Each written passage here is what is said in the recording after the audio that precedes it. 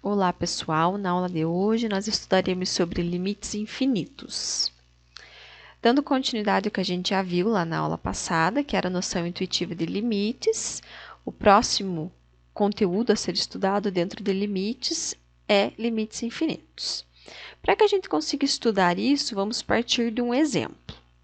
Considerando essa função f de x igual a 1 sobre x quadrado, a gente consegue calcular a imagem de diversos valores à medida que eu vou substituindo esses valores aqui no lugar do x.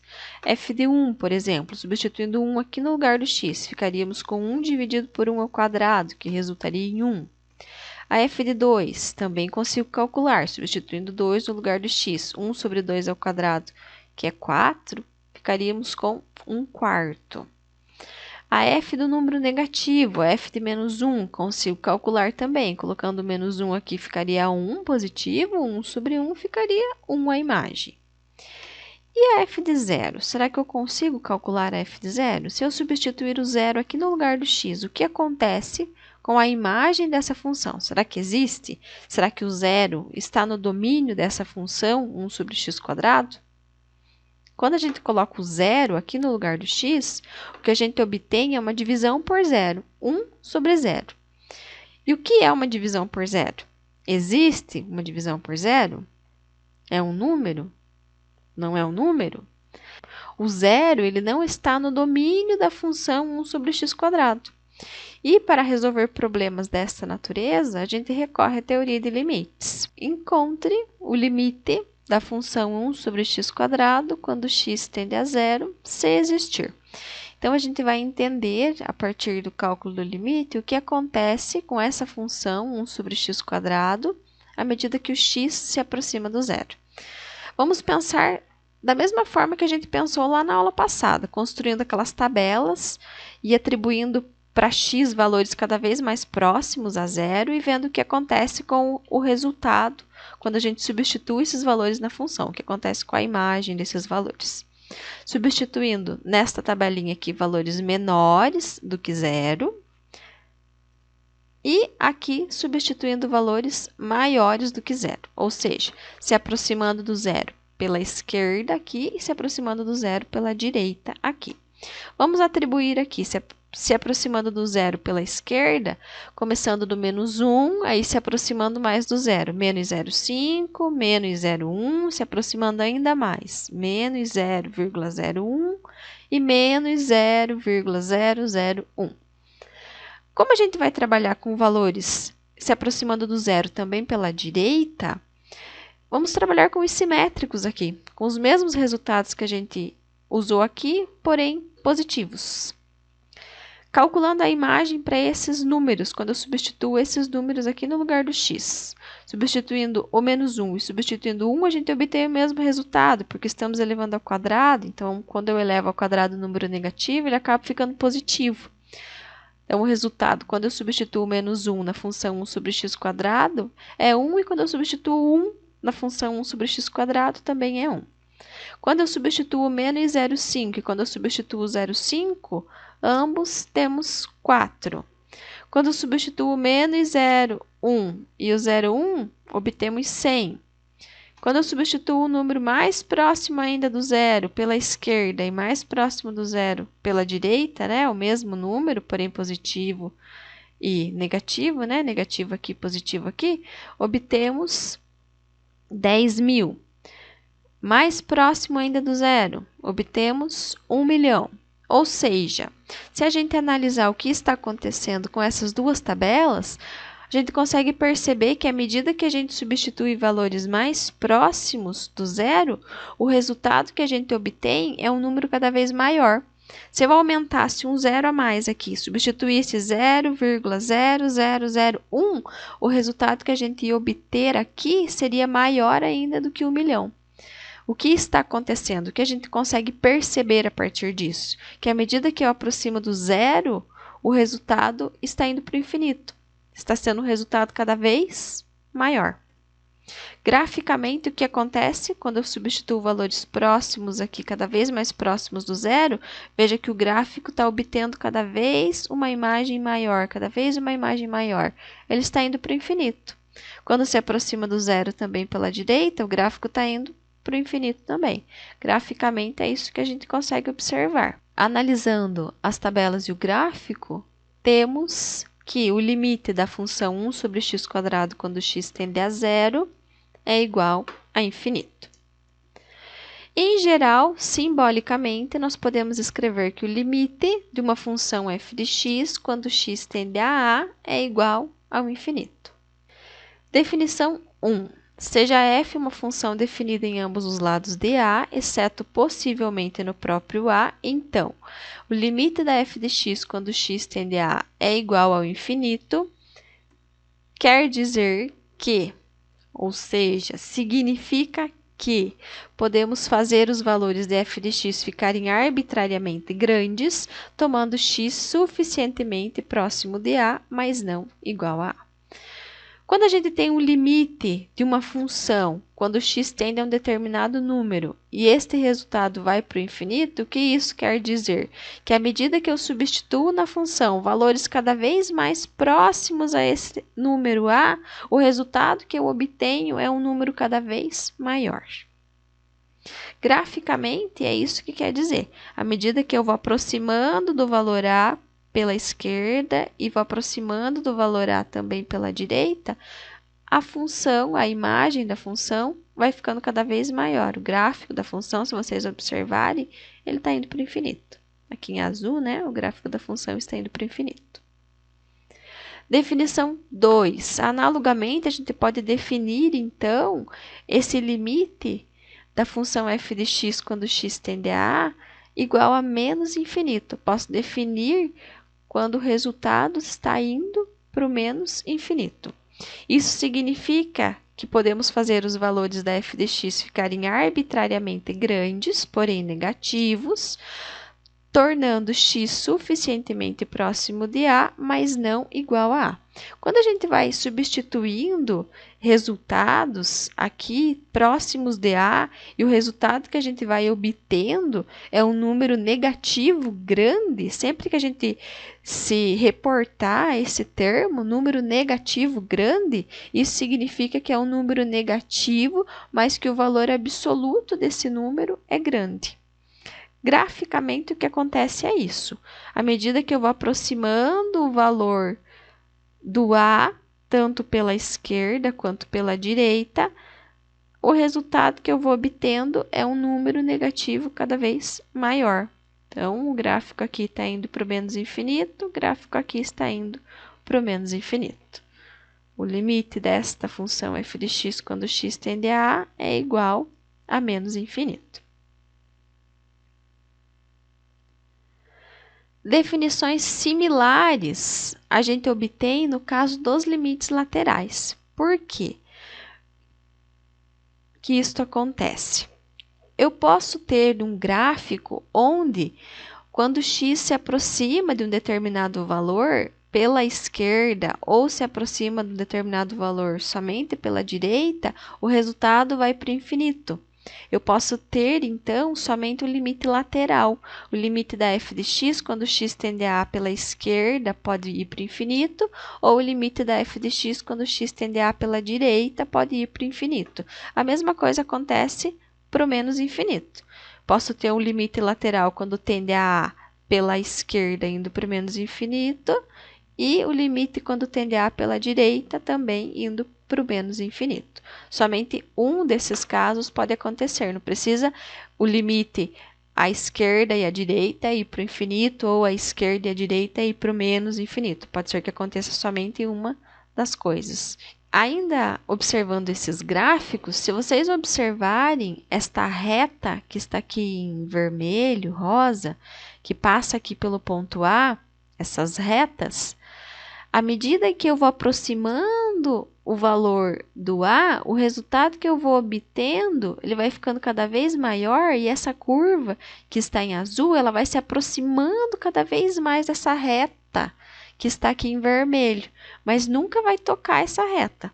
Então, quando eu tenho um resultado que ele está indo para o infinito aqui, ele está se afunilando cada vez mais essa reta, esta reta que está aqui, a gente chama de assíntota. Então, nós temos uma assíntota aqui, uma assíntota.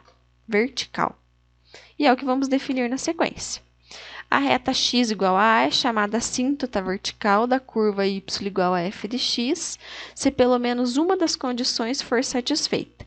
Então, se obtivermos o limite da f de x quando x tende a A, indo para o infinito ou para o menos infinito, ou se obtivermos os limites laterais indo para o infinito ou para o menos infinito. Então, o limite da f de x quando x tende a A pela direita for para o infinito ou para o menos infinito, ou o limite da f de x quando x tende a A pela esquerda for para o infinito ou para o menos infinito. Se voltarmos lá no exemplo inicial da aula, que era a função y igual a 1 sobre x², se vocês observarem, isso está acontecendo no limite. Quando x tende a zero, a gente viu a partir das tabelas que o limite da função 1 sobre x², quando x tendia a zero, ele era infinito, estava indo para o infinito. Então, nós temos uma assíntota vertical em x igual a zero, que é exatamente o eixo y. Coincide aqui com o eixo y. Aqui está passando uma assíntota vertical da curva 1 sobre x². Propriedades de limites. Para que a gente estude as propriedades de limite, a gente supõe que C é uma constante e que o limite da f de x quando x tende a A e o limite da g de x quando x tende a A existe. As 5 propriedades são as seguintes. A primeira propriedade, o limite da soma é igual à soma dos limites. O limite da subtração é igual à subtração dos limites. O limite de uma constante que multiplica a função é igual à constante que multiplica o limite. E o limite de um produto é igual ao produto dos limites. O limite de um quociente é igual ao quociente dos limites, desde que este limite aqui do denominador, o limite da g de x quando x tende a A, seja diferente de zero. E agora, para que a gente consiga resolver esses limites, existe uma propriedade, que é a propriedade da substituição direta.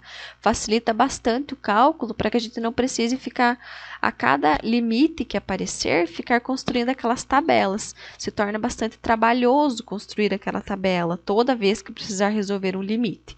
Então, existe essa propriedade, que é a propriedade da substituição direta, que facilita o cálculo do limite.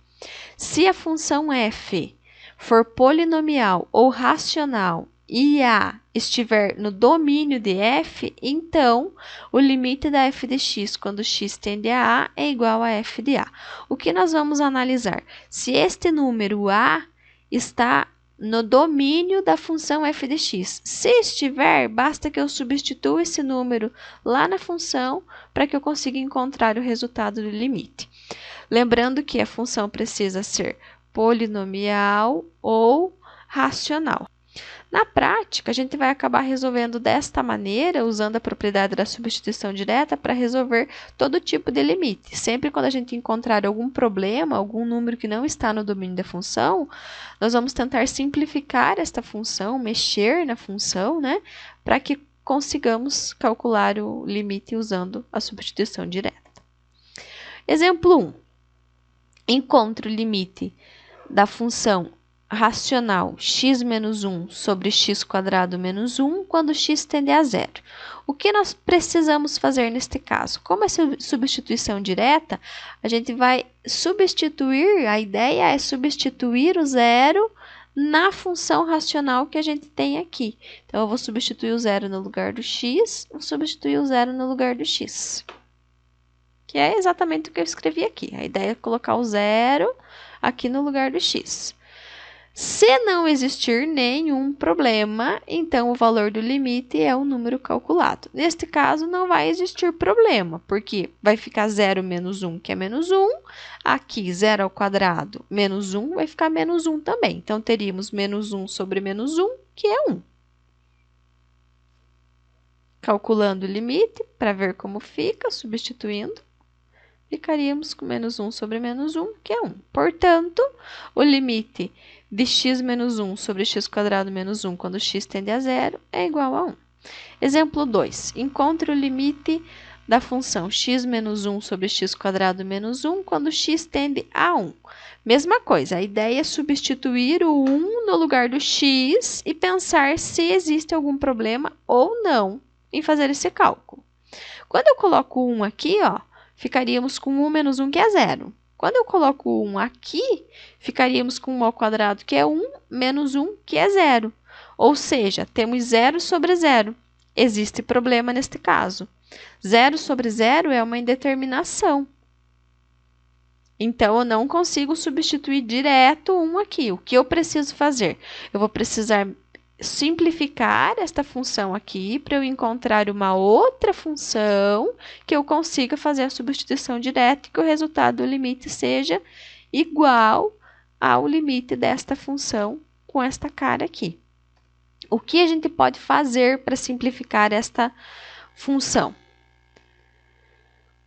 Se vocês observarem aqui, isto daqui é o produto da soma pela diferença de x mais 1 que multiplica x menos 1.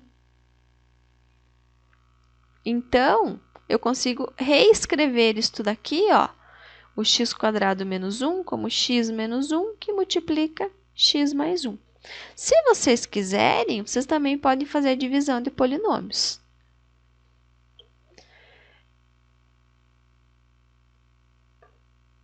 Quando eu simplificar e escrever desta maneira, notem que a gente vai obter o mesmo termo aqui multiplicando e o mesmo termo aparece aqui no numerador. Então, eu posso simplificar este termo com este termo aqui, o que vai facilitar o cálculo do limite. Então, o limite da função x menos 1 sobre x² menos 1 é igual ao limite quando eu fatoro o denominador com uma diferença de quadrados, que é o que está escrito aqui, cancelando os termos iguais, temos o limite de 1 sobre x mais 1, quando x tende a 1. Agora, eu vou pensar novamente, posso substituir o 1 aqui ou eu ainda tenho problemas?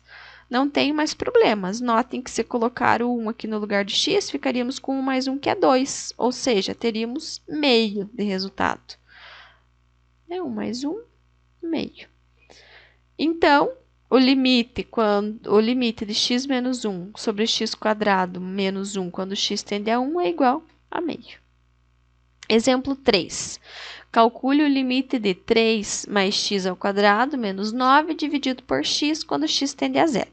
Bom, pensando da mesma maneira que a gente já pensou nos exemplos anteriores, a ideia é substituir o zero no lugar do x. Se colocarmos o zero no lugar do x, já temos de cara uma divisão por zero. Se eu substituir o zero aqui no numerador, fico com 3 mais 0, que é 3. 3 ao quadrado é 9. 9 menos 9 vai ficar 0. Ou seja, vamos ter uma determinação do tipo 0 sobre 0. Então, da forma que está apresentada a função, eu não consigo resolver o limite. Preciso modificar esta função também, que é o que eu acabei de escrever aqui. Não vai dar certo. A f de 0 vai ser 0 sobre 0. Ou seja, o 0 não está no domínio da função, ela não está definida. E para fazer a substituição direta, a gente precisa simplificar a expressão da função. Preciso simplificar essa expressão aqui. Como que eu faço para simplificar? Note que isso daqui já está escrito na forma fatorada. E escrito na forma fatorada, eu não consegui resolver.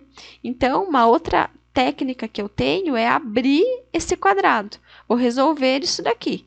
Então, é o quadrado do primeiro termo, quadrado de 3, que é 9, mais 2 vezes o primeiro vezes o segundo, que é 6x, mais o quadrado do segundo, que é x ao quadrado. E repito o menos 9 aqui.